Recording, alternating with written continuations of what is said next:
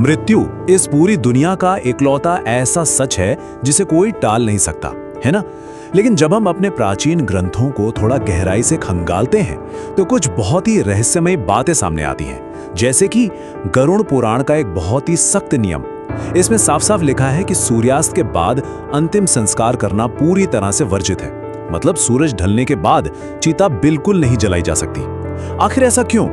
आज की इस चर्चा में हम इसी प्राचीन नियम के पीछे छिपे गहरे रहस्य को डिकोड करने वाले हैं। तो चलिए इस विषय की गहराई में उतरते हैं। ये पूरा प्रसंग ना स्वयं भगवान श्री कृष्ण ने अपने वाहन पक्षीराज गरुड़ को सुनाया था।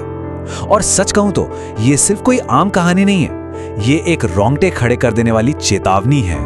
ये बताती है कि अगर इस ब्रह्मांड के सबसे कड़े नियम को तोड़ दिया जाए तो रात के घुप अंधेरे में जिस आत्मा का दाह संस्कार होता है उसके साथ असल में क्या गुजरती है।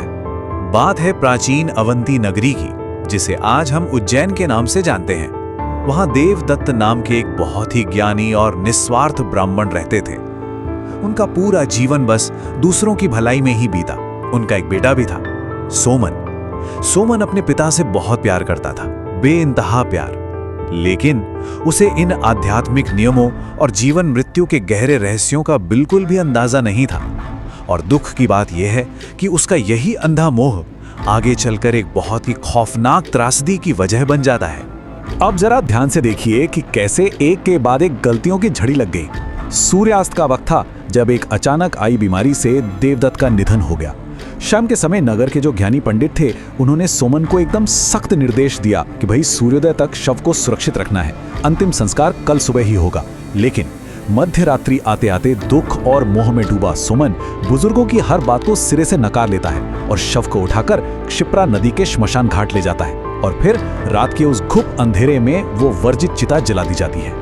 यहाँ पर जो बात सबसे ज्यादा गौर करने वाली है वो है पंडितों की दी गई वो सख्त चेतावनी। उन्होंने सोमन को साफ साफ रोका था। उन्होंने कहा था कि अगर इस अभेद्य अंधकार में चिता जलाई गई ना तो स्वर्ग के द्वार बंद होने की वजह से पिता की आत्मा अनंत शून्यता में हमेशा के लिए भटक जाएगी। रात में जो नकारात्मक शक्तियां एक्टिव होती हैं वो उस बेबस आत्मा को अपना शिकार बना लेंगी। पर अज्ञानता में अंधे हो चुके सोमन ने इस कड़वे सच को सुनने से साफ इनकार कर दिया। और चिता जलने के ठीक बाद जो हुआ वो सच में डरा देने वाला था। प्रकृति ने इस अप्राकृतिक काम का तुरंत जवाब दिया। घर में अचानक से एक घुटन भरा खौफनाक सन्नाटा छा गया। आंगन में जो हरा भरा पवित्र तुलसी का पौधा था वो रातों रात सूखकर बिल्कुल काला पड़ गया। गौशाला में गायें बिना किसी बात के बेचैन होकर रात भर रोने लगी। बंद कमरों में हड्डियों को कंपा देने वाली सर्द हवाएं चलने लगी। और सबसे खौफनाक बात, रात के उस गहरे सन्नाटे में देवदत्त के खांसने की वही पुरानी आवाज गूंजने लगी। लेकिन इस बार वो आवाज बेहद डरावनी थी। अब सवाल ये है कि आखिर ये सब हो क्यों रहा था। इसका जवाब सोमन को मिला एक बेहद भयानक सपने में। उसने देखा कि उसके वो महान पिता अब प्रेत योनि में फंस चुके हैं। प्रेत योनि मतलब एक ऐसा लोक जहां आत्मा बिना किसी दिशा के घने अंधेरे में बस भटकती रहती है। वहां ना तो कभी खत्म होने वाली भूख होती है और ना ही कभी बुझने वाली प्यास। ये एक ऐसी अंतहीन यातना है जहां से मोक्ष का कोई रास्ता नहीं निकलता। उस सपने में देवदत्त की जो हालत थी उसे देखकर किसी की भी रूह कांप जाए। उन्होंने बड़ी ही दर्द भरी आवाज में अपने बेटे से कहा कि वो भूख से तड़प रहे हैं लेकिन कुछ खा नहीं सकते, प्यास से गला जल रहा है पर एक घूंट पानी नहीं पी सकते। उन्होंने गुहार लगाई, मुझे बचा लो, मैं प्रेत बन गया हूं। ये पूरा का पूरा दृश्य हमें बहुत गहराई से ये समझाता है कि आध्यात्मिक अज्ञानता और सिर्फ भावनाओं में बहकर लिए गए फैसलों की कितनी भयंकर कीमत चुकानी पड़ सकती है। खैर, अब यहाँ एक बहुत ही दिलचस्प और महत्वपूर्ण सवाल खड़ा होता है। आखिर दिन या रात का ये समय किसी आत्मा के सफर को कैसे तय कर सकता है? क्या ये सिर्फ कोई पुरानी परंपरा है या फिर इसके पीछे ब्रह्मांड का कोई बहुत ही गहरा वैज्ञानिक तंत्र काम कर रहा है? तो चलिए परलोक के उन नियमों को थोड़ा बारीकी से समझते हैं जिनका गरुड़ पुराण में बिल्कुल सटीक वर्णन किया गया है। तो इस परलोक के विज्ञान को कुछ ऐसे समझिए। दिन के समय जब सूरज आसमान में होता है तब हर तरफ सात्विक और शुद्ध ऊर्जा का प्रवाह होता है। माना जाता है कि स्वर्ग के द्वार खुले रहते हैं और आत्मा मोक्ष की ओर अपनी ऊपर की यात्रा बड़े आराम से करती है। लेकिन जैसे ही सूरज ढलता है और रात का अंधकार छाता है, स्वर्ग के द्वार बंद हो जाते हैं और तब हावी होती हैं तामसिक और आसुरी शक्तियां। ये वो भारी शक्तियां हैं जो उस असहाय आत्मा को नीचे पाताल के घोर अंधकार की ओर खींचने लगती हैं। और इस पूरे रहस्य का जो सबसे मुख्य सिद्धांत है ना, वो ये है कि सूर्य केवल रोशनी देने वाला कोई तारा नहीं है। गरुड़ पुराण के अनुसार ये एक बहुत बड़े ब्रह्मांडीय चुंबक यानी कॉस्मिक मैग्नेट की तरह काम करता है।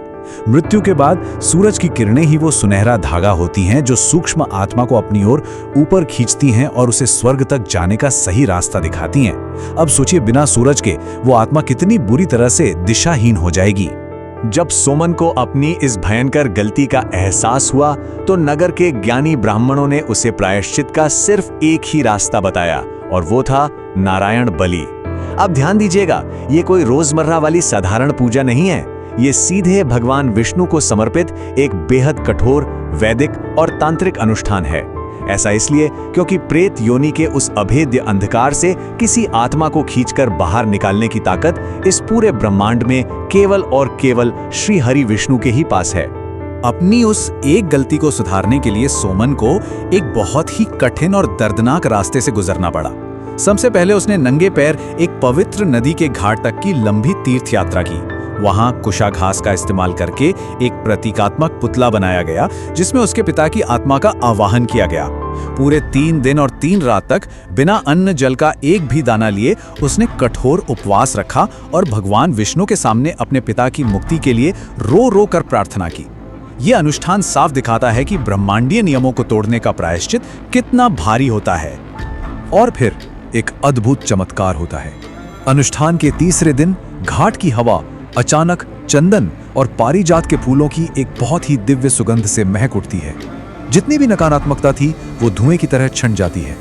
देवदत्त एक बेहद चमकदार और दिव्य रूप में प्रकट होते हैं, अपने बेटे सोमन को आशीर्वाद देते हैं और आखिरकार पितृलोक की ओर प्रस्थान कर जाते हैं। ये सच में शांति और मोक्ष का एक बहुत ही खूबसूरत और अलौकिक समाधान था। अब ये जानना बहुत जरूरी है कि अगर किसी की मृत्यु दुर्भाग्य से शाम के समय हो जाए तो गरुड़ पुराण परिवार वालों के लिए कौन से जरूरी और व्यवहारिक नियम बताता है। सबसे पहला, शव को कभी भी एक पल के लिए भी अकेला नहीं छोड़ना चाहिए। उसके बिल्कुल पास में एक पवित्र तुलसी का पौधा जरूर रखना चाहिए। आसपास पवित्र गंगा जल का छिड़काव करना चाहिए। और सबसे जरूरी नियम, शव के सिरहाने तिल के तेल या घी का एक दीपक लगातार जलाकर रखना चाहिए जो पूरी रात बिल्कुल नहीं बुझना चाहिए। और यहीं से हमें इस प्राचीन विज्ञान की गहराई समझ में आती है। वो जो दीपक जल रहा है ना, वो महज आग की एक लौ नहीं है। असल में वो रात के समय भगवान सूर्य का प्रतिनिधि है। वो एक छोटे से सुरक्षा कवच की तरह काम करता है जो रात की उन भारी और नकारात्मक ऊर्जाओं को उस मृत शरीर और वहां मौजूद सूक्ष्म आत्मा से दूर रखता है। मतलब ये हमारे प्राचीन विज्ञान का एक कितना अद्भुत और लॉजिकल उदाहरण है। तो अंत में आज का यह विश्लेषण हम सबके सामने एक बहुत ही गहरा सवाल छोड़ जाता है।